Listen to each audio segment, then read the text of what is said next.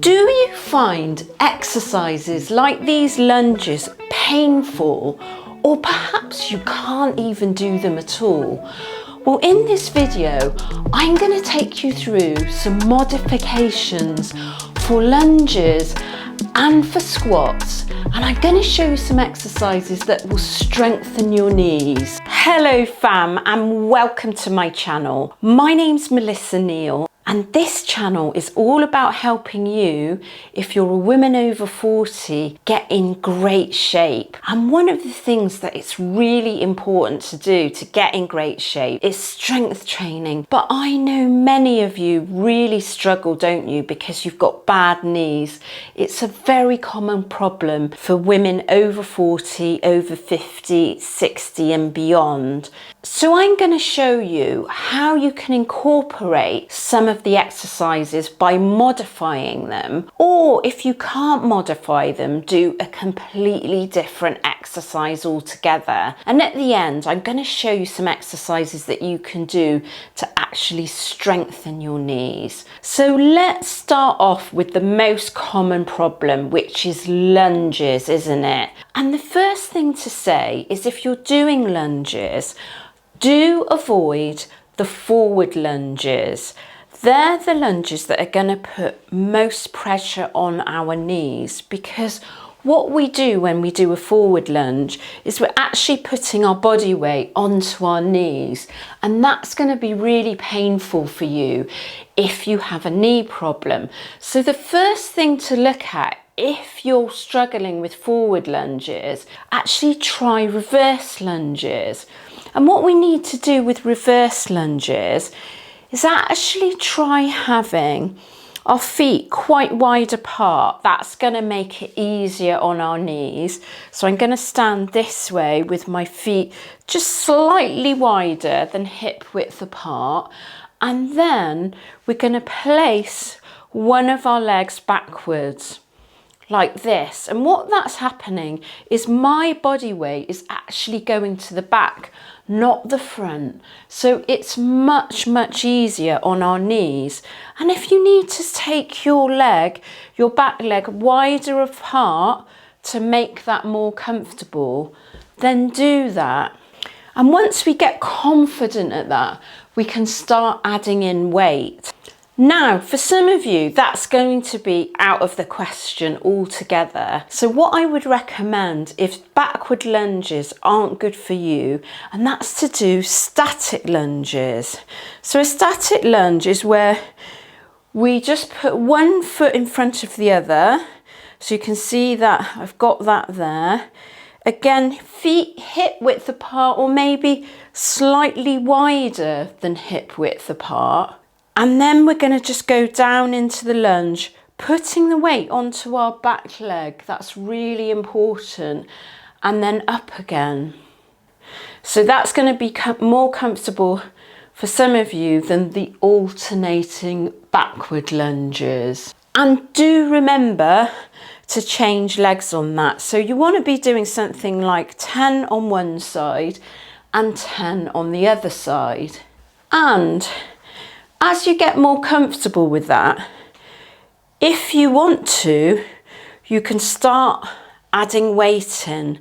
But do remember to keep that weight on the back leg. For some of you, if you work out in the gym, or you've got somewhere in your house where you can suspend a resistance band, what you can do is actually use the resistance band to support you when you're going down and up into a static lunge. So you're not actually putting all of your weight on your leg, and that can be really helpful if you've got bad knees. Now, for some of you, any type of lunge is going to be absolutely out of the question.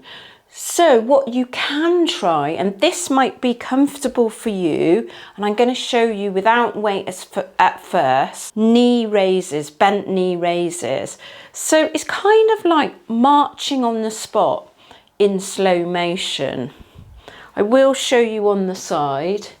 So we're going to just raise our knee up and down.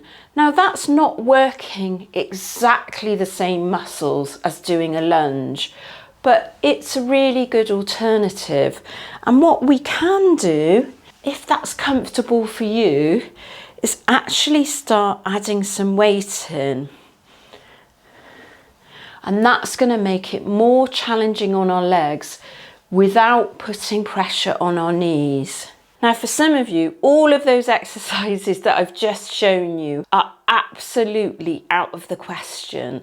So one of the things that we can look at is glute kickbacks, and they're going to work similar muscles to those lunges, but it's not going to be quite so effective. But it's something that you can do if moving your knees is absolutely out of the question, and then maybe once you've got those mastered, you can then move on to something like the knee raises. So when I take the glute band, I'm going to stand with my hand against the wall, feet hip width apart.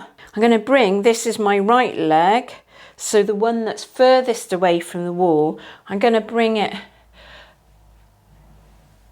back. So that's going to be working my glute, it's going to be working my hamstring. So some of the similar muscles that you work if you were doing lunges.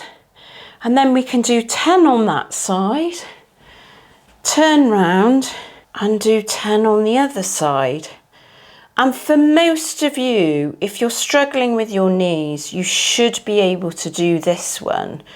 Now you can actually also do the glute kickbacks kneeling on the floor. So I'm going to show you that, but I know for some of you, standing is going to be preferable, because kneeling on the floor, for some of you that have got bad knees, that's just out of the question, isn't it? We can actually get quite a lot more movement and therefore more of our muscle working by doing these kneeling down. But if that's a problem for you, do the standing glute kickbacks. You can also use a cable machine in the gym. So this is a glute kickback. You can see I'm raising my leg behind me, and the glute band is actually giving me some resistance there. So the thing to do with these is 10 on each side. I'm going to move on to squats now, because that's another exercise that if you've got painful knees can seem really difficult. And one of the things is we've got to make sure that we're getting the technique right. So we need to avoid putting too much weight on the front of our body and it's getting into our knees, and focus on making sure we're kind of activating the glutes, we're sitting back on our heels, and we're working our posterior chain. So when we're actually standing, preparing for a squat, we need to make sure our feet are hip width apart, back is up straight, and I sometimes like to put my hands here because it's just going to give me a little bit of balance. But if you're using weight, then you can't put your hands here. And what we're going to do is actually drive our heels into the floor, so that when we go down on the squat, we're driving our heels down into the floor. We can really feel it when we go down into our heels. So it's trying to avoid putting too much weight on the front. So if we're driving through our toes, that's going to be putting too much weight on our knees and causing discomfort. So it's focusing on sitting back into the squat. Now, one of the other things we can do, if we really find it hard not to lift our heels up, because that can be quite difficult, is we can actually do the squat with our heels raised. So I've just got a couple of books here. You could use a folded towel, or if you're in the gym, you can just use a couple of very small plates. We're just going to put the heels there, and then it's much easier to drive down into the heels if we've just got our heels slightly elevated. You'll notice the difference if you try this. So another technique that we can use, and I really love this, not just for bad knees, but just making sure that we feel confident in the squat, particularly if we're going heavier, is actually to do a seated squat. So I'm bringing in a bench here, but you can use a chair, you can use any kind of piece of furniture really that you've got in your house. Kind of needs to be about a knee height or a bit lower. So when we go down in the squat, and this is a really good exercise for anyone to do, just to kind of get our squat better, maybe start to go a bit heavier and feel confident, is we can just use the seat for support. And what that's going to do, if you've got bad knees, is you're not going to get the full range of movement of going really low into the squat. So your knee's not having to work quite so hard. Working our quads, we're working our glutes, we're working our hamstrings, doing all the things that a standard squat will help us to do. And when we get more confident with that, we can start adding weight in.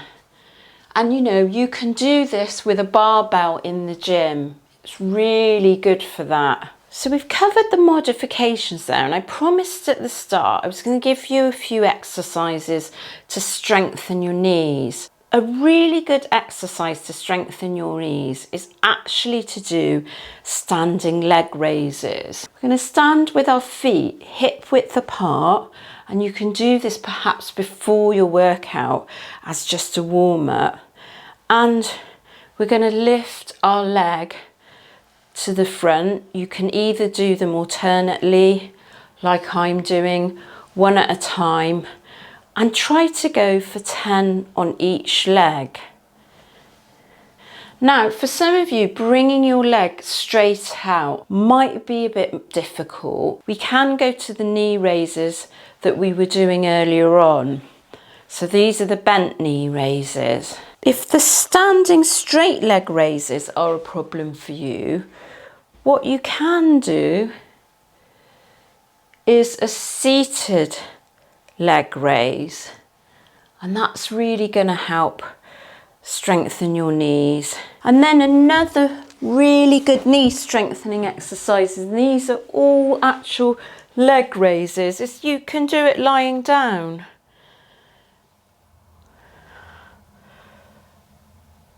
And again, 10 on each side of those is going to help strengthen your knees. And when you get better, you can move on to the seated raises and then the standing leg raises.